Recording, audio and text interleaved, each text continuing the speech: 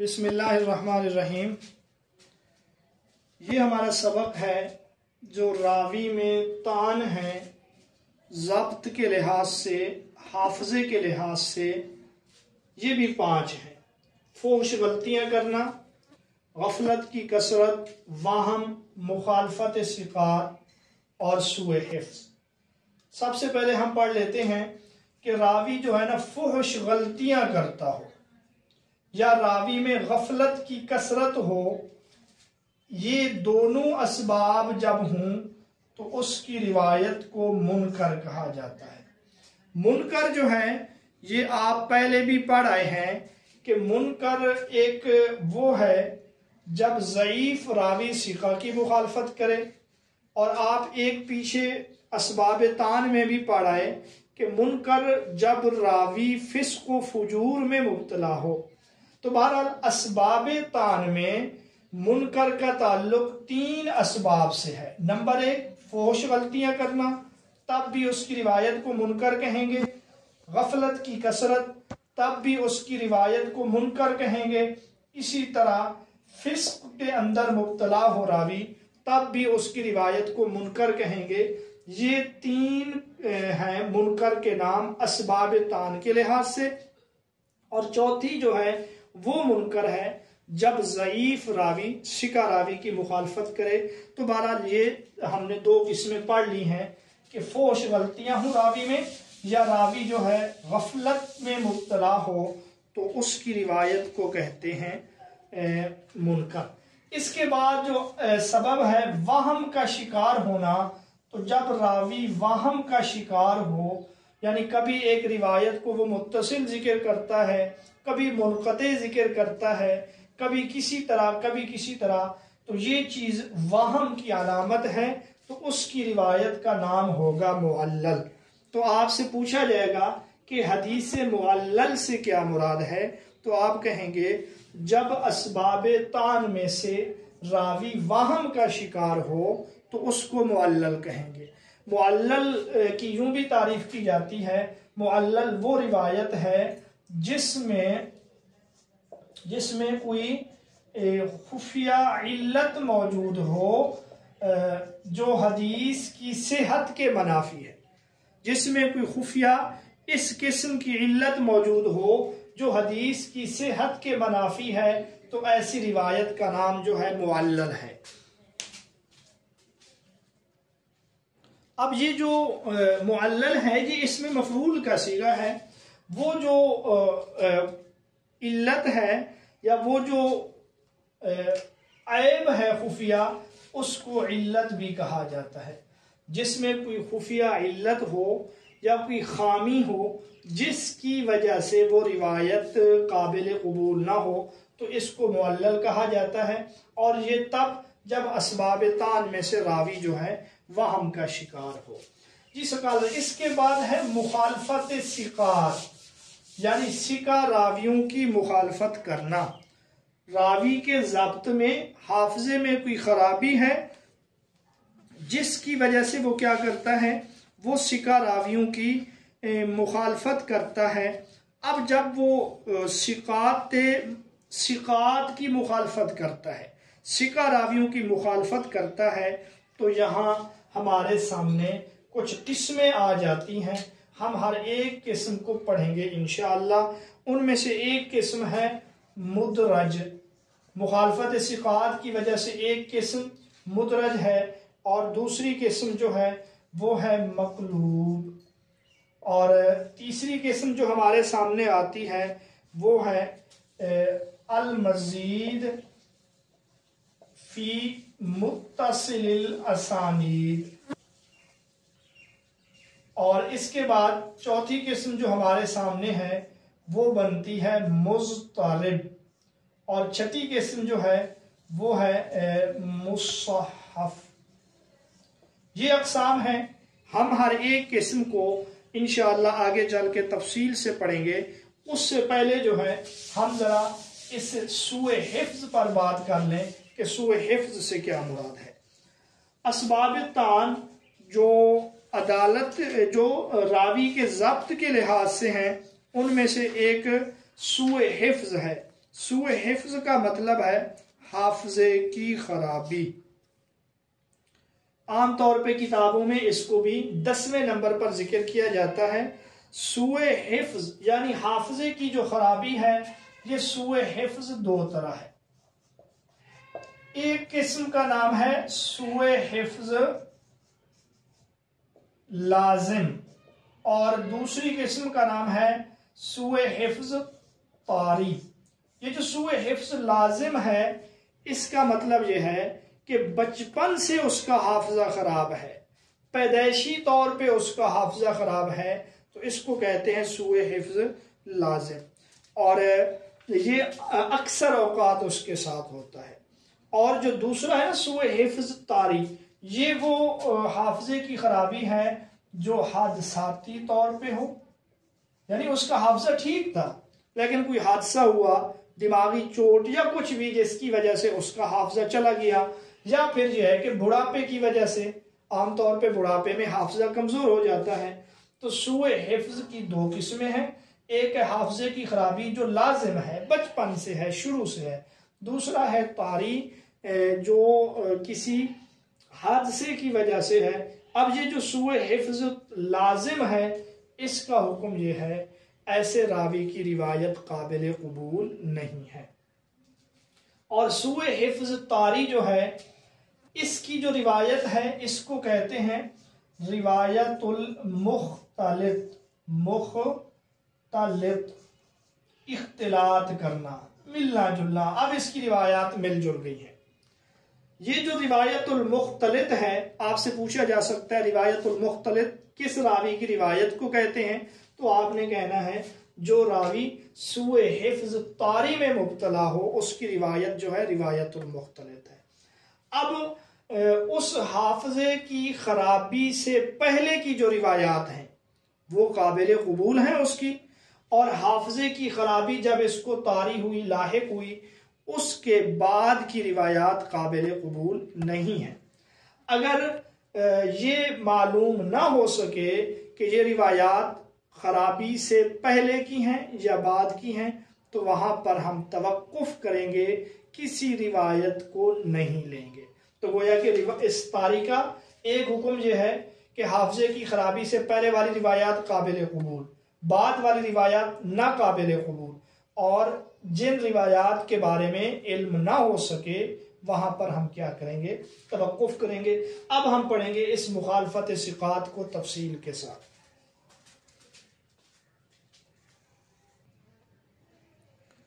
مخالفت ثقات میں جو پہلی قسم ہے اس کا نام ہے مدرج۔ مدرج اسم مفعول کا صیغہ ہے، اس کا لفظی معنی ہے ایک چیز کو دوسری چیز میں داخل کرنا۔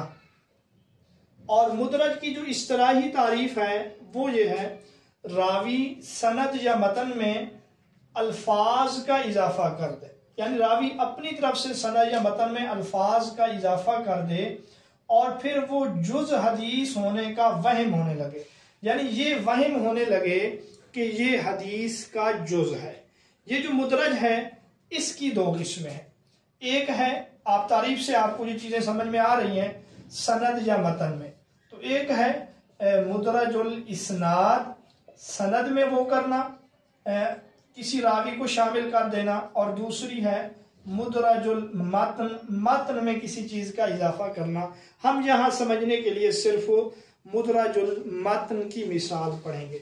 ایک مثال ہے، اور اس مدرج المتن کی پھر 3 صورتیں ہیں یا 3 قسمیں ہیں۔ شروع متن میں، متن کے شروع میں، درمیان میں، اور تیسری قسم ہے اخیر میں۔ پہلے ہم شروع والی مثال پڑھ لیتے ہیں۔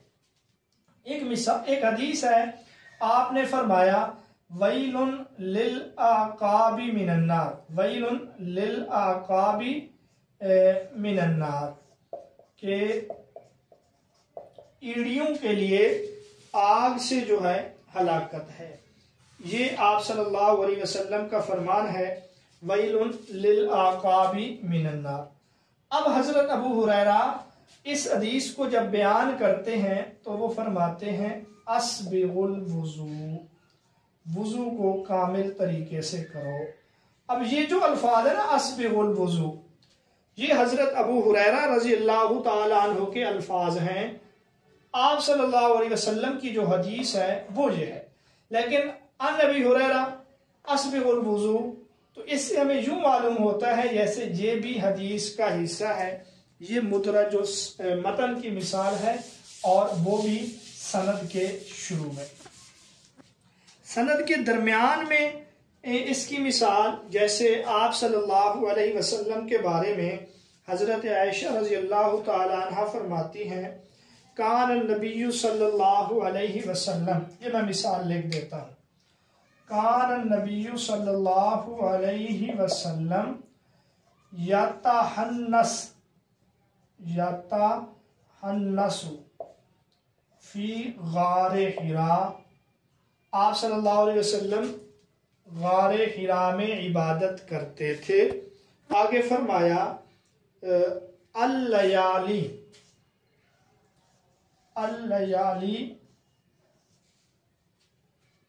کئی راتیں۔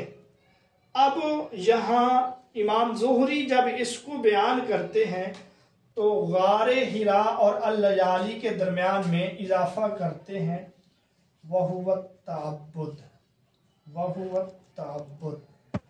یہ جو تحنس ہے نا، یہ تعبد ہے، وہ تحنس کا معنی بیان کرتے ہیں تعبد۔ اب کان نبی یتحنس فی غار حراء وَهُوَ التعبد اللیالی ذوات العدد، اب یہ الفاظ حدیث کے نہیں ہیں، لیکن لگتا یوں ہے جیسے کہ یہ الفاظ کس کے ہیں، حدیث کے ہیں۔ امام زہری نے تحنس کا معنی بیان کیا کہ آپ جو غار حراء میں تحنس کرتے تھے، مراد تحنس سے جو ہے یہ عبادت ہے۔ اچھا جی، اس کے بعد ہم اخیر متن میں اضافے کی مثال پڑھتے ہیں، جیسا کہ حضرت ابو ہریرہ رضی اللہ تعالیٰ عنہ فرماتے ہیں، آپ صلی اللہ علیہ وسلم نے فرمایا للعبد المملوک اجران، ایک جو غلام ہے نا اس کے لیے 2 اجر ہیں، یعنی مسلمان غلام جب وہ اللہ کی عبادت بھی کرتا ہے، اپنے مولا کی اطاعت بھی کرتا ہے، اس کے لیے کیا ہے 2 اجر ہیں۔ مملوک الصالح کا لفظ بھی ہے، نیک غلام کے لیے 2 اجر ہے۔ اس کے بعد حضرت ابو ہریرہ فرماتے ہیں والذی نفسی بیدہ، قسم ہے اس ذات کی جس کے قبضہ قدرت میں میری جان ہے، اگر جہاد نہ ہوتا اور میری والدہ نہ ہوتی تو میں یہ تمنا کرتا کہ میں بھی غلام ہوتا۔ یعنی غلام کا اتنا بڑا اجر ہے، لیکن غلام اپنی مرضی سے نہ والدہ کی خدمت کر سکتا ہے نہ جہاد کر سکتا ہے، تو گویا کہ والدہ کی خدمت کرنا اور جہاد کرنا یہ اس سے بھی زیادہ ہے۔ تو یہ جو والذی نفسی بیدہ ہے، یہ نبی پاک کے الفاظ نہیں ہیں کہ نبی پاک کہہ رہے ہوں کہ کاش میں غلام ہوتا، یہ حضرت ابو ہریرہ رضی اللہ تعالیٰ عنہ کہہ رہے ہیں اگر میری والدہ نہ ہوتی اور اگر جہاد فی سبیل اللہ نہ ہوتا تو پھر میں یہ کہتا کہ میں بھی غلام ہوتا۔ اب حدیث یہاں تک ہے، آگے جو الفاظ ہیں وہ حضرت ابو ہریرہ رضی اللہ تعالیٰ عنہ کے ہیں۔ تو مخالفت ثقات میں پہلی قسم ہے مدرج، اور مدرج کی پھر 2 قسمیں ہیں، مدرج الاسناد، مدرج المتن۔ ہم نے مدرج المتن کی 3 صورتیں پڑھ لی ہیں، شروع سند میں، درمیان سند میں، اخیر سند میں۔ اس کا حکم یہ ہے کہ ایسا کرنا ناجائز ہے، حرام ہے، البتہ کسی لفظ کی تشریح مقصود ہو یا کسی حدیث کی اہمیت کو بیان کرنا مقصد ہو تو تب یہ جائز ہے، جیسا کہ ابو ہریرہ نے اہمیت بیان کرنے کے لیے یہ فرمایا، یا اہمیت بیان کرنے کے لیے فرمایا کہ کامل طریقے سے وضو کرو، یا پھر تحنس کا معنی واضح کرنے کے لیے درمیان میں اضافہ کر دیا گیا۔ تحنس سے مراد جو ہے نا تعبد ہے، یعنی عبادت کرنا۔ دوسری قسم پڑھتے ہیں۔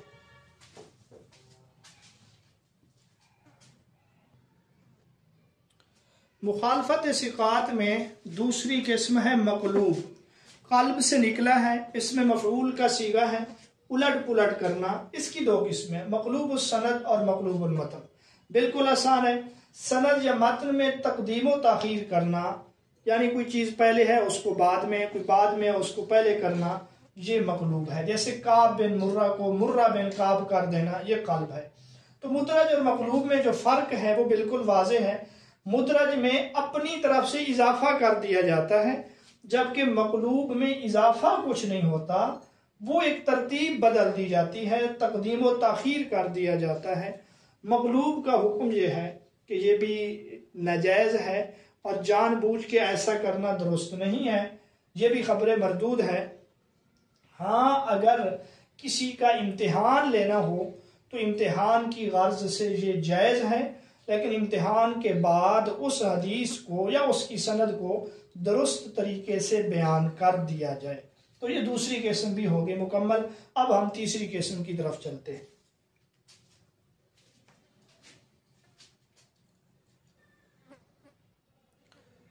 مخالفت ثقات میں تیسری جو قسم ہے وہ ہے المزید فی متصل الاسانید۔ المزید فی متصل الاسانید کا مطلب یہ ہے، متصل الاسانید کا مطلب ہے کہ ایک سند متصل ہے، یعنی درمیان میں کوئی انقطاع نہیں ہے، اس میں زیادتی کرنا، اس میں اضافہ کرنا، متصل سند میں اضافہ کرنا، اس کو کہا جاتا ہے المزید فی متصل الاسانید۔ کیونکہ منقطع سند میں اضافہ کرنا، اس کا مطلب تو یہ تھا کہ پہلے سے سند میں انقطاع ہے پھر ہم نے اضافہ کیا۔ یہاں پر یہ ہے کہ پہلے سے سند متصل ہے پھر کسی وجہ سے اضافہ ہو جائے ثقہ لوگوں کی مخالفت کرتے ہوئے، تو اس کی یہ تعریف ہے، حدیث کی سند کے درمیان میں اضافہ کرنا ایسا سند کے ظاہراً متصل ہے۔ آپ اس کی مثال سمجھیں، یہ جو سند ہے نا، یہ حضرت عبداللہ بن مبارک کی ایک حدیث ہے۔ حدیث کا مفہوم یہ ہے، آپ نے فرمایا نہ تو قبروں پہ بیٹھو اور نہ ہی قبروں پر نماز پڑھو، ان کی طرف رخ کر کے نماز پڑھو۔ اب عبداللہ بن مبارک کہتے ہیں حدثنا سفیان، ہمیں یہ بات بیان کی ہے سفیان نے، ان کو عبد الرحمن بن یزید نے، ان کو بصر بن عبید اللہ نے، وہ کہتے ہیں میں نے ابو ادریس سے یہ بات سنی، اور ابو ادریس کہتے ہیں کہ میں نے واصلہ سے۔ اب یہاں پہ اضافہ کس طرح ہے؟ یہاں دو جگہ پہ اضافہ ہے۔ پہلا اضافہ جو ہے وہ یہاں سفیان میں ہے۔ یہ جو عبداللہ بن مبارک کہتے ہیں نا حدثنا سفیان، حالانکہ عبداللہ بن مبارک سے یہ حدیث سننے میں اور بہت زیادہ لوگ شریک تھے، انہوں نے یہ حدیث براہ راست عبد الرحمن بن یزید سے سنی تھی، یعنی عبداللہ بن مبارک نے بھی اور ان کے ساتھ ایک اور جماعت نے بھی یہ حدیث سنی تھی عبد الرحمن بن یزید سے، اور سندوں میں سفیان کا اضافہ نہیں ہے۔ تو حضرت عبداللہ بن مبارک کا حدثنا سفیان کہنا یہ متصل سند میں ایک اضافہ ہے۔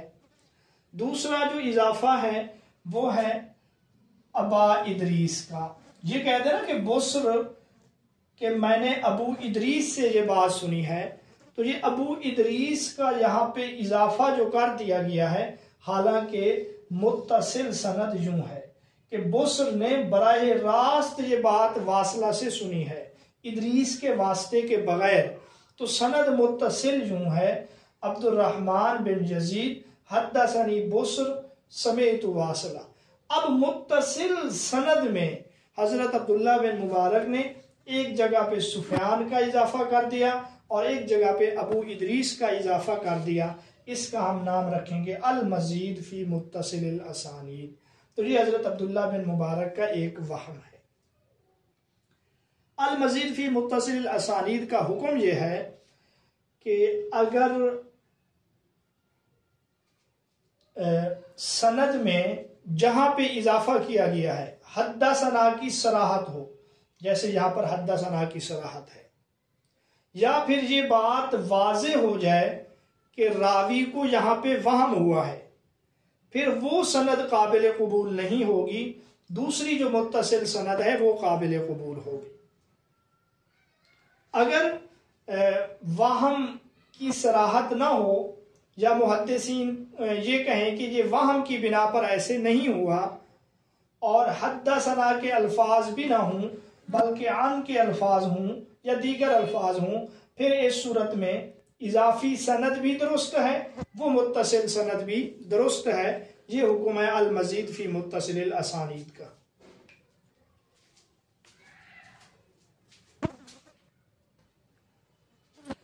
مخالفت ثقات کے لحاظ سے جو اگلی قسم ہے وہ ہے مضطرب۔ اس میں فاعل کا صیغہ ہے، اضطراب سے ہے۔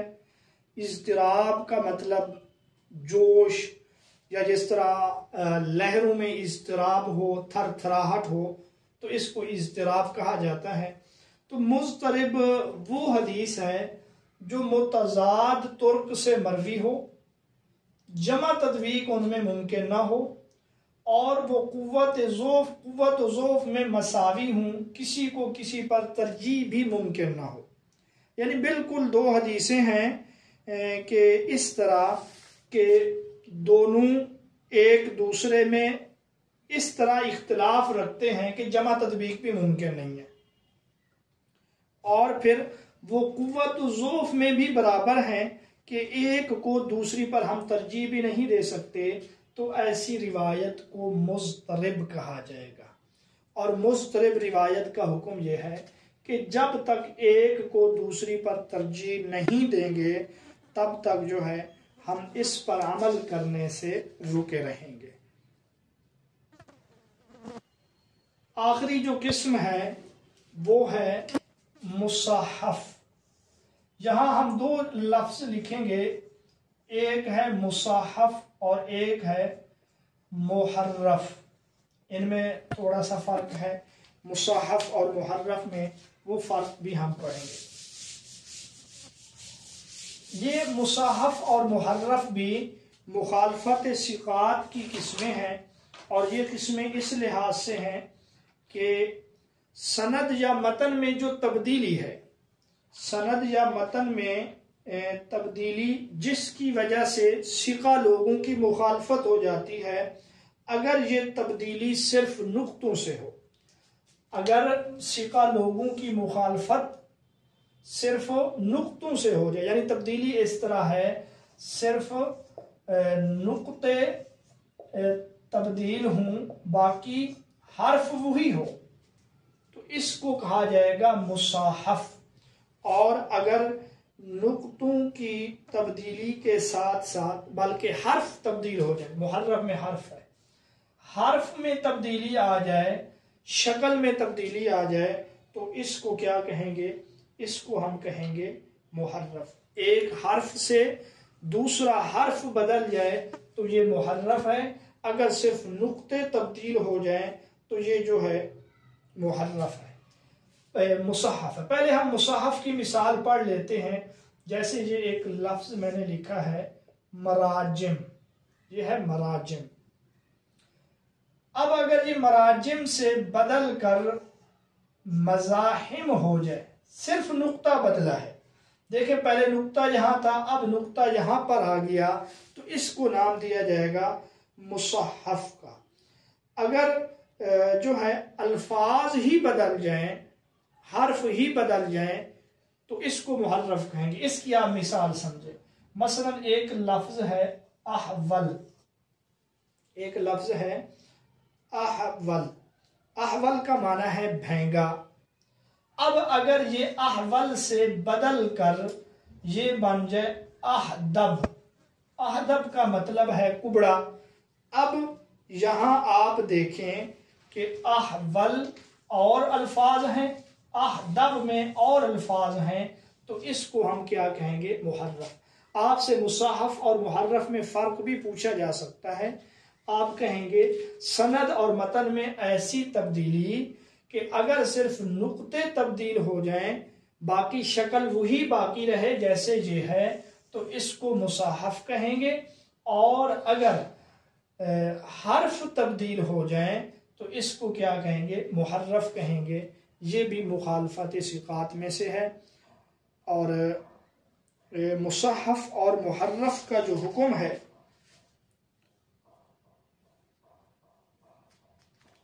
یہ بھی ایک عیب ہے، اور اگر معمولی غلطی ہو پھر تو گنجائش ہے، کیونکہ معمولی غلطی ہر انسان سے ہو سکتی ہے۔ اگر اس سے زیادہ غلطی ہو تو پھر یہ قابل قبول نہیں ہے۔ التصحیف، یہ کتاب ہے التصحیف امام دارقطنی کی، اسی مصحف اور محرف کے موضوع پر۔ تو سکالر یہ قسمیں تھیں مخالفت ثقات کے لحاظ سے۔ تو اسباب طعن میں سے جو 5 اسباب تھے جن کا تعلق ضبط کے ساتھ تھا وہ ہم نے تفصیل کے ساتھ پڑھ لیے ہیں۔ تو یہ ہمارا اسباب طعن والا سبق بھی مکمل ہو چکا ہے، چاہے وہ اسباب طعن راوی کے کردار میں تھے یا پھر یہ ہے کہ راوی کے ضبط اور حافظے میں عیب تھے، ہم نے یہ تفصیل سے پڑھ لیے ہیں۔